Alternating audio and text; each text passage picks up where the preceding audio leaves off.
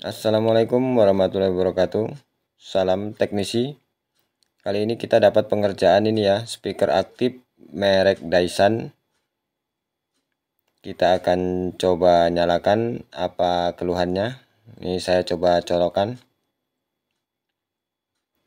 Ternyata setelah dicolokkan tidak ada tanda-tanda kehidupan ini ya. Lampu tidak ada yang menyala, display pun mati. Oke, kita akan lanjut ke proses berikutnya. Kita akan melakukan pembongkaran terlebih dahulu ya. Untuk kali ini videonya senyap ya, tanpa ada musik-musik background. Karena sudah ada tingkatan privasi dari pihak partner YouTube. Saya sudah men-take down 2 kali video saya karena pelanggaran hak cipta katanya. Oke, di sini sudah kita dapati nih ya, setelah kita buka penutup bagian belakang, kita melihat ada 2 modul. Yang ini bagian power supply yang akan kita bongkar. Kita akan membuka dulu bagian PSU-nya ya. Karena kita mencurigai jika mati itu pasti di bagian power supply yang pertama kali akan kita cek. Oke, di sini terlihat itu ya. Saya sudah mencurigainya, ternyata gosong ya. Biasanya sih gosong seperti ini akibat sambaran petir. Tapi yang punya speaker tadi mengatakan, saya ngidupinnya siang hari loh mas, nggak ada hujan, nggak ada petir. Ini saya akan coba dekatkan ya, agar kita juga sama-sama melihat. Tuh terlihat gosong di bagian restan fuse. Ini di sini pun fuse-nya juga gosong ya.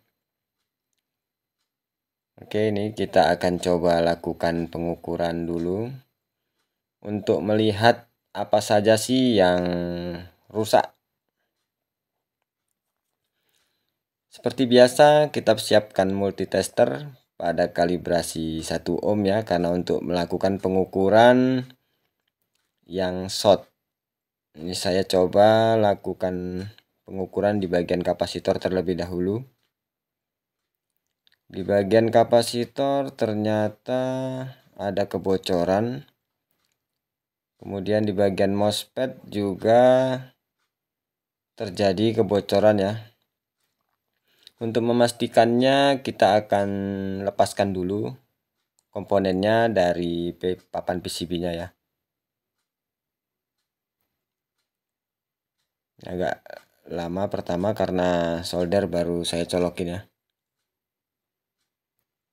Ups, ternyata Pak Bos nanya ini solusi kunci kita nanti.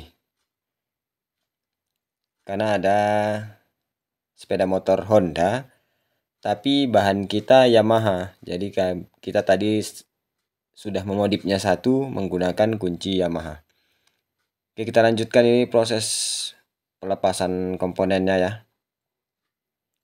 Suara jadi disunting gara-gara kebijakan privasi.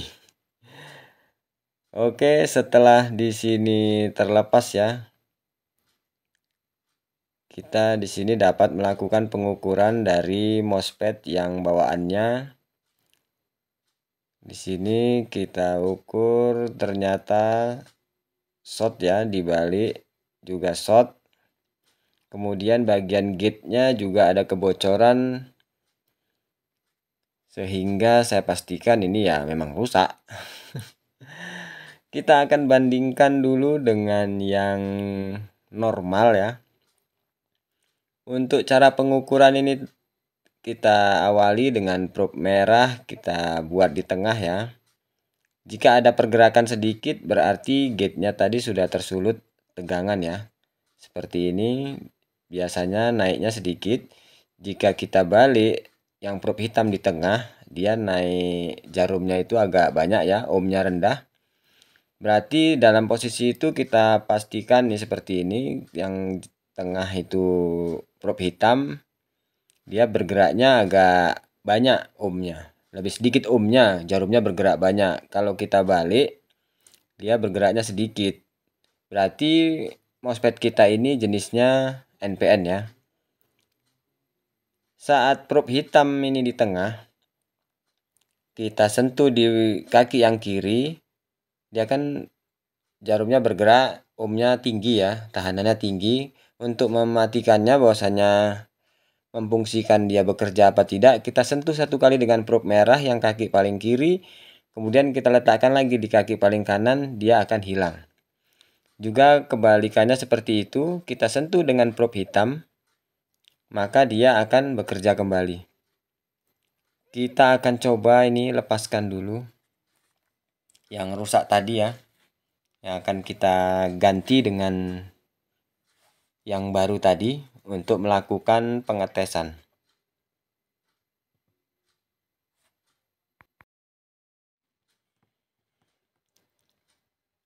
Biasanya untuk tips memasang transistor ataupun MOSFET, sesuatu lah yang kita letakkan di heatsink itu harus kuat ya menguncinya.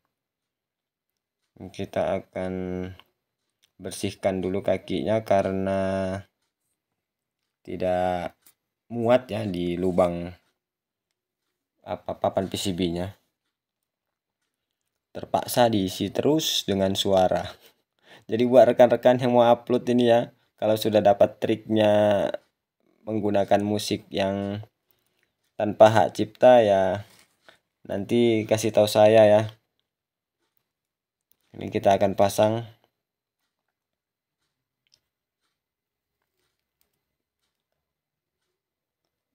Kita ini posisinya sedang berusaha memperbaiki power supply-nya. Anak lanang datang, ternyata bawakan sendal untuk ayahnya. Karena tadi pergi kerja menggunakan sepatu, kirain sendalnya nggak dibawa malah diantar bersama bundanya. Oke, setelah sekilas info tadi ya, kita lanjut lagi.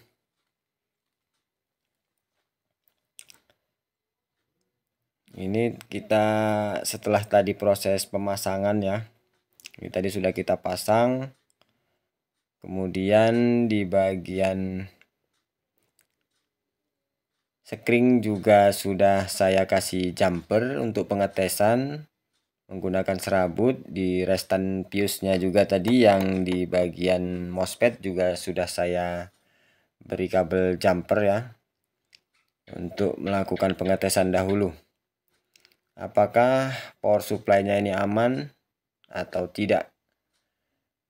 Untuk melakukan pengetesan yang beresiko membuat MCB kita loncat atau nembak, kita gunakan ini ya, alat sederhana tapi mujarab, menggunakan satu stop kontak dan satu bola lampu pijar. Saya menggunakan 100 watt ya, agar lebih aman saat pengetesan apabila terjadi hubungan singkat atau beban terlalu banyak tidak menyusahkan kita untuk bolak-balik menghidupkan MCB atau stud kata orang sini dibilang. Di sini saya akan mencoba menelusuri mengapa di bagian primer itu bisa rusak. Saya akan mengukur ini di bagian dioda dari sekunder, ternyata ada kebocoran. Mungkin kalau tidak tersambar petir ya dioda ini mungkin penyebabnya rusak, bisa juga. Jadi ini saya akan mencoba melepaskannya terlebih dahulu ya sob, sebelum kita lanjut ke langkah berikutnya. Agak susah memang melepaskannya. Untuk rekan-rekan pemula, ya saya pun bukan mahir, bukan master, cuman belajar dan terus belajar. Kita akan coba lepaskan dulu untuk memastikan ada 2 buah dioda penyearah di bagian sekunder di power supply ini ya. Kita lepaskan terlebih dahulu. Kemudian nanti kita bisa pastikan jika memang ada salah satu dioda yang bocor, baru kita akan melakukan penanganan terlebih dahulu. Oke, ini sudah terlepas. Saya periksa salah satu, yang ini normal ya. Kemudian yang satu ternyata short atau bocor. Sehingga di sini saya nanti menggunakan satu dulu, kita pasang kembali pada PCB-nya. Kemudian saya akan gunakan nanti cari cabutan lah, kita cari. Kalau tidak kita pasang duanya pun nggak masalah, karena kita hanya melakukan pengetesan. Oke, setelah dipasang tadi satu ya, kita coba tes. Ini kabel AC-nya yang kita lepas tadi dari power supply-nya kita pasang kembali, karena kita tidak menggunakan kabel yang lainnya. Biar gampang, yang dekat ini aja kita pasang dulu. Oke, setelah terpasang saya coba colokan. Ups, ternyata ada kedipan, kita lepaskan dulu ya. Sembari kita mempersiapkan multitester ini, kita buat kalibrasi 50 karena DC-nya tidak besar ya. Mungkin sekitar 12 sampai 15 volt. Sini kita tempatkan dulu di bagian sekunder di kapasitor ya. Kemudian kita colokkan. Ups, ternyata bebannya terlalu besar ya.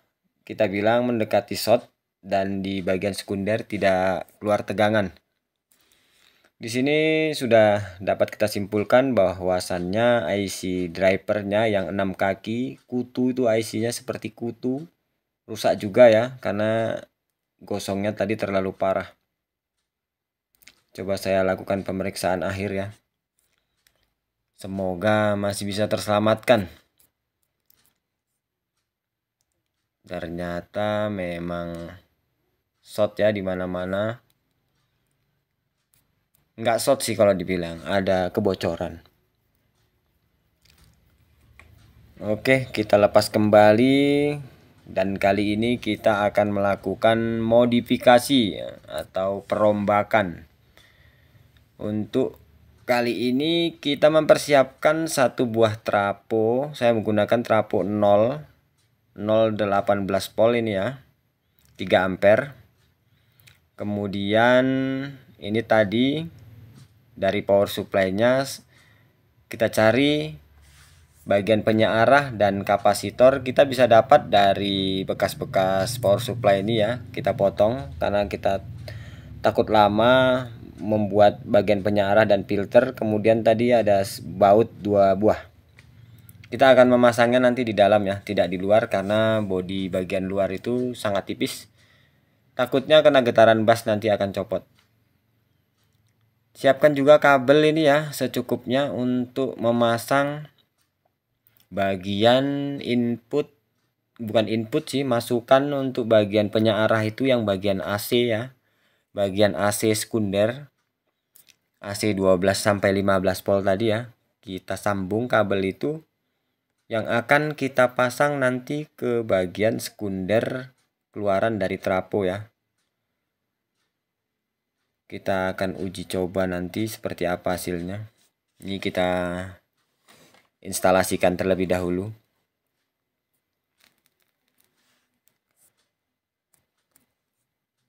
Untuk modifikasi ini mungkin rekan-rekan sudah ada yang buat. Cuman dokumentasi kita kali ini agar yang punya nanti bisa melihat seperti apa sih speaker saya dikerjai. Oke, ini agak ada iklan sebentar ya sob. Ada ketua kita ini datang. Di rekaman sebelumnya percakapan kami membahas tentang alat karaoke-nya yang tidak terhubung ke monitor atau ke layar TV ya. Karena nanti saya akan datang untuk melakukan penyetingan pada alat karaoke-nya.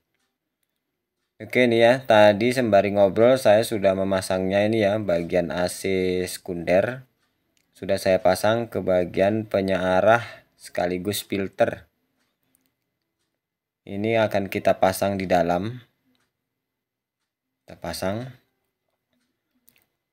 Baut 2 buah tadi kita buat untuk pengikatnya agar tidak kemana-mana. Ini tanpa dilobangi juga bisa langsung karena dia softboard ya bodinya. Langsung diulir saja bisa masuk itu. Oke, seperti ini sudah sangat kuat karena posisinya di bawah. Usahakan jangan goyang ya. Kemudian ini di bagian filternya tadi, ini bisa kita letakkan di bagian belakang, juga bisa kita letakkan di bagian depan sana, tergantung gimana enaknya sobat teknisi buat. Mana yang gampang dan aman itu saja dibuat. Karena tidak ada patokan harus di mana, harus gimana. Yang penting sesuai dengan standar elektronik, standar fungsi dan keperluannya kita boleh buat. Asal tidak menyalahi aturan. Oke ya, di sini karena masih tertempel ini tadi bagian jacknya untuk supply ke power amplinya, kita langsung colokin. Karena kabel AC-nya sangat pendek, jadi kita ini agak tertutup ya. Saya akan geser sedikit. Kelihatan kan? Di sini nanti kita akan menyambungkan ini ya kabel AC dari PLN ya. Kita menggunakan pinset lah kali ini karena agak sempit tempatnya. Oke, setelah tadi saya melakukan penyambungan, kita lihat lebih dekat. Ini proses akhir tadi ya, kabel AC-nya ini merah dan putih ini sudah saya sambung ke bagian primer dari trafo ya. Saya menyoldernya di 0 dan 220.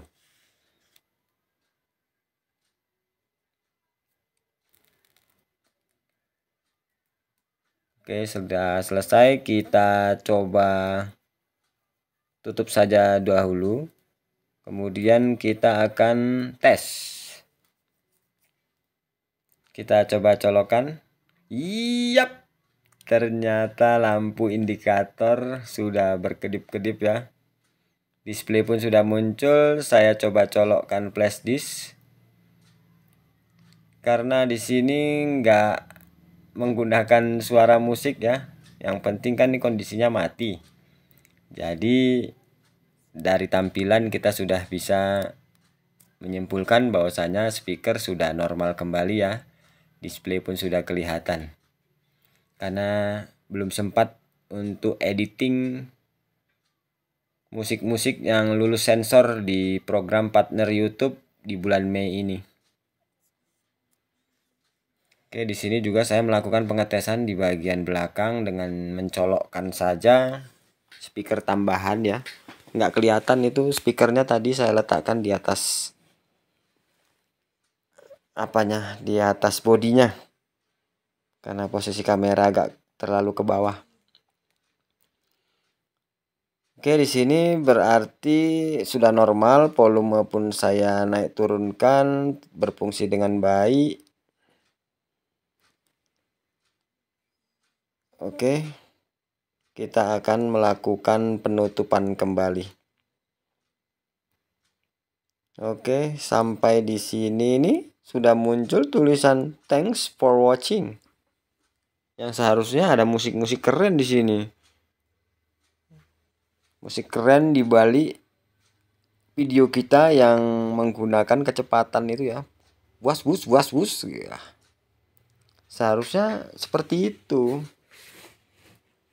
Mungkin untuk video-video sebelumnya belum kena hak cipta ya, makanya masih ada. Kedepannya entah gimana video-video saya itu nanti. Masa harus di take down setelah kita bersusah payah mengupload editing. Ternyata memang perjuangan itu sulit. Merintis itu sulit.